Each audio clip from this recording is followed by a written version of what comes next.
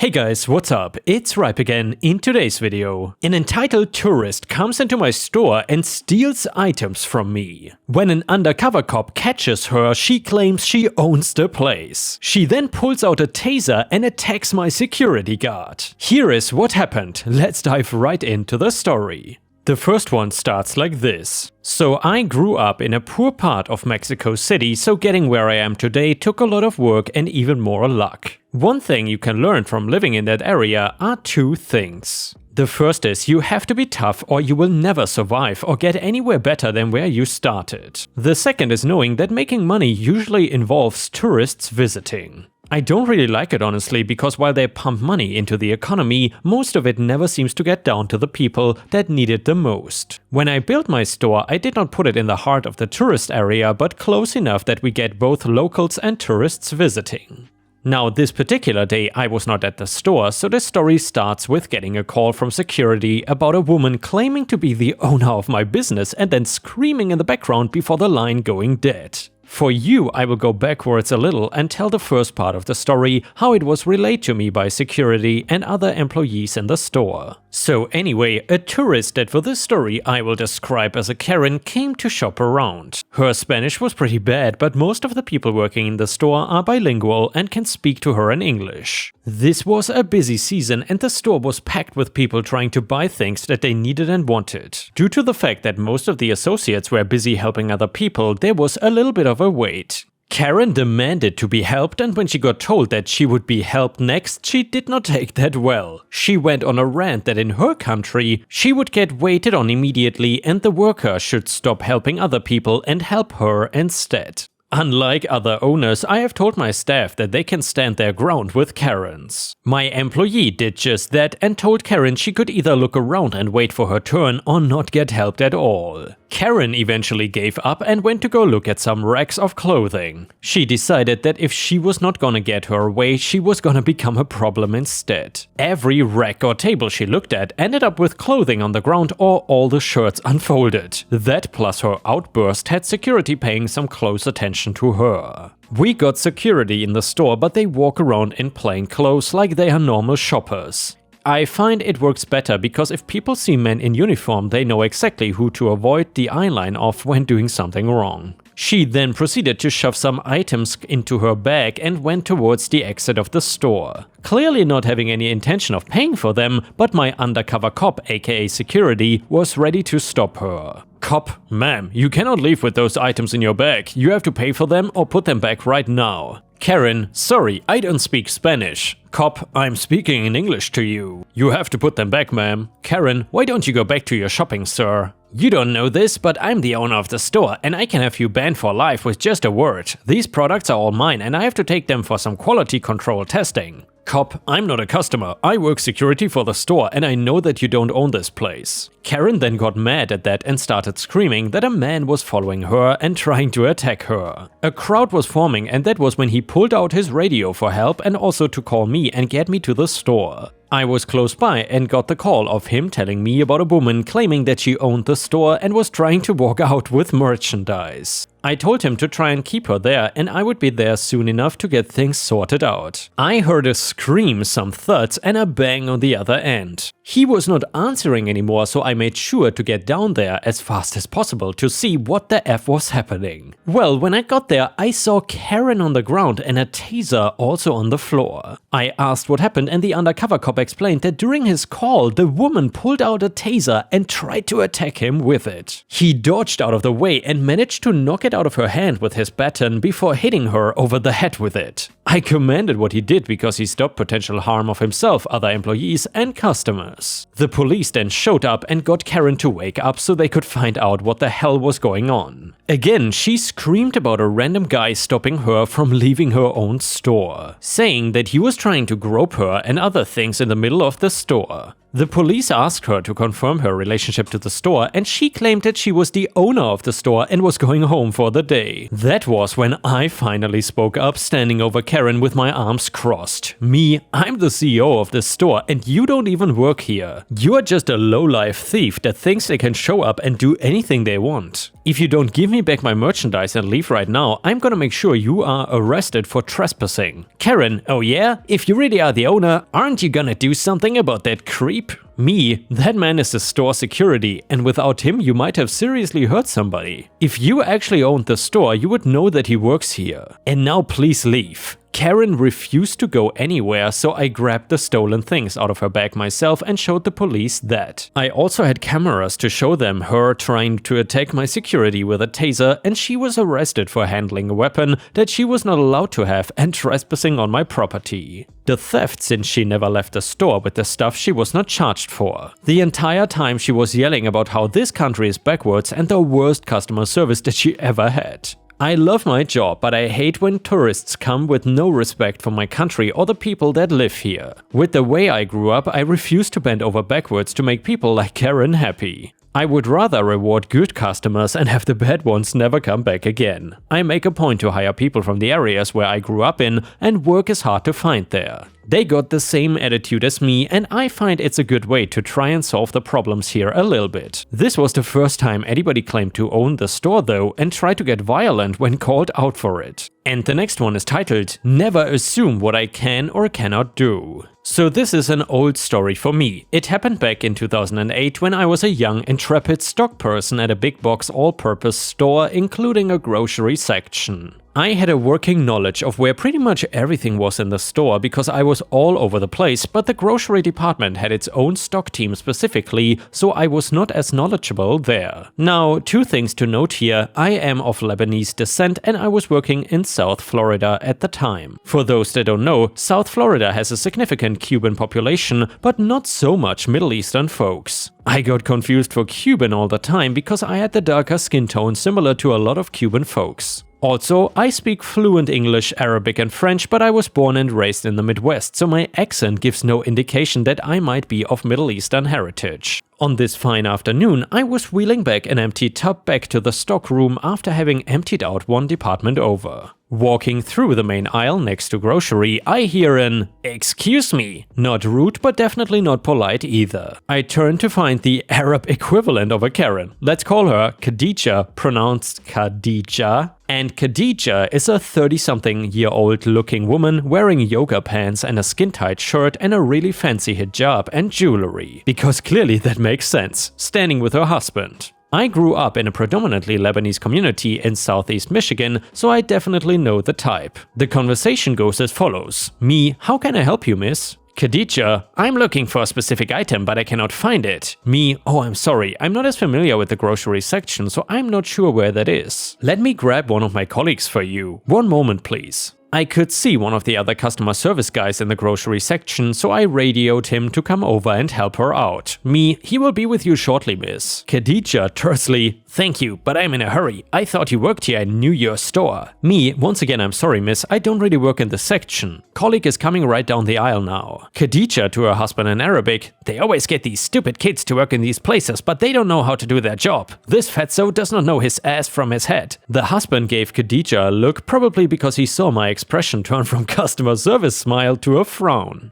I had an internal debate about what to do next when her husband spoke. Husband in Arabic, stop talking. I think he understood what you said. Khadija in Arabic, of course he didn't. He's an idiot. He doesn't know their hands from his feet. It's an Arabic idiom. It does not translate the best. Me in Arabic, actually I understood every word you said. I don't appreciate being called fat and stupid. An older lady like you should know better than to insult people trying to help you. And worse, you wear your hijab like a hypocrite, pretending to be devout yet you abuse your perceived social lessers. You should have some respect for yourself. Khadija looked like she had been hit by a damn truck. Her olive skin turned ghost white and she sputtered at me. Khadija, you speak Arabic? Me in Arabic, obviously I do. Maybe next time you will think before you insult people who help you when you think they cannot understand. Khadija grabbed her husband's arm and dragged him out of the store completely mortified. I could hear her husband yelling at her in Arabic that he warned her not to be a witch all the time, especially when she doesn't know who understands her.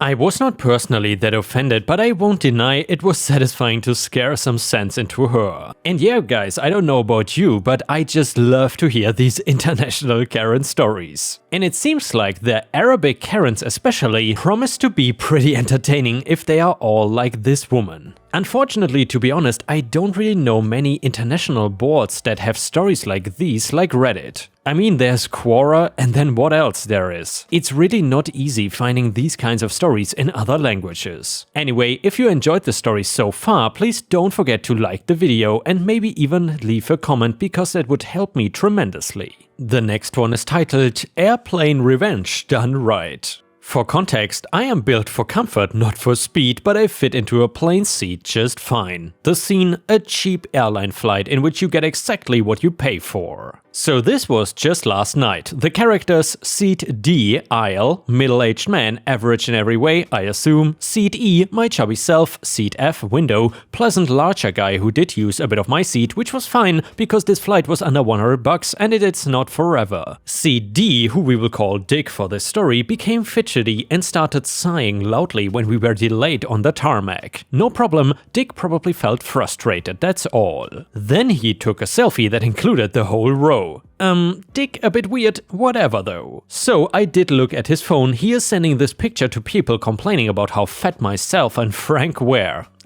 Life must be hard for Dick. Then I pulled out some hard candy, because I am fat, obviously. Only fat people eat candy, obviously. So he put his phone where I could see it and typed, "Now the fat girl is getting her candy out." Okay, Dick, settle down. In the glance, I got to see other texts describing how I was spilling into his seat. Incorrect, but clearly life is hard for Dick. So then I said, you know, if you are unhappy with your seat because I'm too fat for you, you can ask a flight attendant to move you. All smiles for real. Dick said nothing, did nothing, but the fidgets and sighs stopped. He kept texting, but out of my sight. Fast forward to the middle of the flight, Dick is snoozing, head flopped back, mouth open. So I took a picture of this gift to mankind. He slept until the last 20 minutes of the flight. In the last 20 minutes, I edited the hell out of this photo, but in the pettiest way. No horns or anything. I just decorated the border with different flowers and then decided, no, erased, did different deco for 20 minutes. He's just watching but didn't say anything, so I tried some various captions like, "Fat women scare me," "Touching fat women makes me feel yucky inside," etc. And I also verbally consulted with Frank about my choice of flower stickers.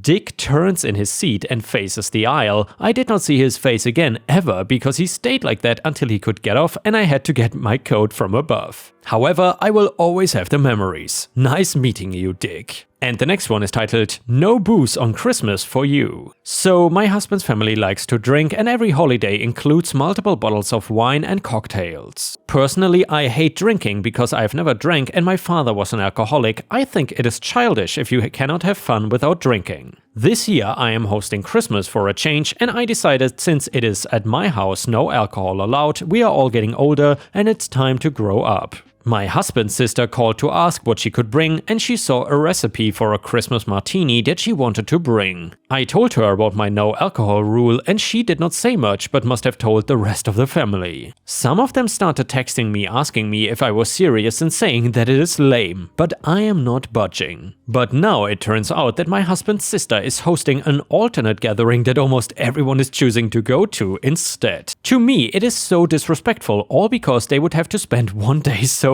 My husband told me that he talked to his sister and we are invited to a gathering, and he said we should just go and stop causing issues, but I won't, it is just so rude to me. Now my husband is mad because I am making him stay home and spend Christmas with me, but it was my turn to host and I chose to have a no alcohol party, and they could have dealt with it for 1 year. And yeah guys, let me know in the comments what you think. Do you think OP is the a-hole for not wanting alcohol on Christmas and dictating others what to do, or not? I am very curious about your opinion. Reddit said, "You are the a-hole and the Grinch who stole Boosmas." Comment number 2, you are the a-hole for having a fit when no one wants to attend your optional gathering where alcohol is banned because you personally think it is childish. Also, now all your in-laws know that you think they are immature alcoholics, so why on earth would you expect them to go to your dinner when you think that about them? No less on a holiday where, yes, most people expect there to be festive alcoholic drinks served. I don't even drink at dinners outside my home because I'm always driving home after, but I sure would not attend one like yours. Your turkey ain't that good. Comment number 3, kindly, you are the a-hole here. I understand where you come from, but you need to understand where other people come from too. It's not your wedding or your birthday. This celebration is not about you and your wants, it's a celebration to bring people together. Most people work hard all year and rarely get to see their family, and when they do, they wanna relax and celebrate. It sucks, but yes, alcohol is part of this. I get that you don't wanna see people that drunk in your house, but there is a couple of drinks in between. And yeah, Ripe Stars, I don't think that OP in this situation was acting maliciously or wanted anything bad. I think OP was probably coming from a good place, but I definitely agree with the commenters. I'm also not a super huge fan of alcohol. I don't really drink regularly, but when I have to or where there's a party or something, I'm not opposed to it. But then again, I would say the commenters are definitely right that you should not refuse people to have alcohol on Christmas because it is a family gathering. And unless they are like super intoxicated and starting like fights and stuff, you should not really tell people what to do in such a way, if you ask me. And the next one is titled, Treat Everyone with Respect, Never Know Who They Might Be. This is a story a friend of mine told me a number of years ago, and I was reminded of it. Some of the details are a little iffy, so bear with me. Said friend had applied to a company, I cannot remember which one, and was waiting with other applicants for an interview. Everyone was chatting to kill time and relieve some of the tension, and the secretary had mentioned that she started fairly recently and was still getting used to the job. It was pretty jovial. That is when entitled prick EP walked in. He had the kind of attitude that screamed, "I shouldn't have to inhale, the air should just flow into my lungs." EP walks to the secretary's desk and gives his name and that he was there for an interview. He adds on that he wanted to be the next one seen because there was somewhere he needed to be. The secretary told him that she couldn't do that and that he would just have to wait his turn to be called. This irritated EP and he said something along the lines of, "She must be new or stupid," and that he didn't feel like waiting. He berated her a bit more and told her again to just mark him as next or he would make sure she would get canned as soon as he was hired on. Everyone was shocked that this a-hole would say this to her. He berated her a bit more and turned like he was going to sit down, but the boss walked out with the lady he was interviewing. He thanked her and then called on EP for his interview. In retrospect, this was a big red flag. The secretary never told the boss who was next, he just said EP's name. Before anyone could say anything, the boss took EP into his office and they were gone. The secretary just sat there, she was definitely holding back tears. After a bit, she got back to work doing whatever she could. Cannot cry if you're busy, everyone said she should just go into his office and explain what happened and that they would back her. She was about to say something when she looked at her desk, smiled and then said, "No, I'm good." One of the others was about to say something, but she told him it was okay. An hour later, EP walked out of his interview and had no color in his face. He said not one word to anyone and just left. The boss called the next few people, the secretary wishing all of them good luck with a smile. Dan was called in and they got through the interview, and when the boss thanked him for his time and he would be in touch, Dan told him he had just had to ask about EP and what happened. The boss stopped what he was doing, said no problem and explained everything. The secretary, being new, was still working on figuring out the phone system and had a hard time remembering how to reach him over it. So he came up with a solution for during the interviews, they would just leave the line open, mute his end so people couldn't hear what he was doing and turn down his speaker. During the lady's interview, he needed to ask his secretary a question. He turned up the speaker and was about to unmute his end when he overheard EP's tirade. He was fuming and asked the interviewee if she would be okay with rescheduling. She had no argument and just wanted to get out of the way. When he got back with EP, both sat in silence for a while. Boss then told him that he heard the crap EP said to the secretary. Before EP could say a word, the boss told him that he wanted to hire someone that he could depend on, so he hired his wife. Cue an ass chewing for the history books. He then told EP that not only was there no way in hell he was hiring him, but he was also going to call the HR of other companies that were in the area and let them know what he did. This would effectively kill any chance of him getting a job with any of those companies. When EP said he couldn't do that, the boss told him that what he said was not said during his interview, so he wasn't under any kind of protection if any. The boss then told him to GTFO. Friend did not get the job, but he was content with the experience. And guys, with this we have reached the end of the video. Thank you so much for watching. However, if you cannot get enough of my content, then please feel free to check out my Patreon over at patreon.com/ripeyoutube or join my YouTube membership program by clicking the join button to get access to even more exclusive videos. Thank you so much for your support, and I will see you again tomorrow.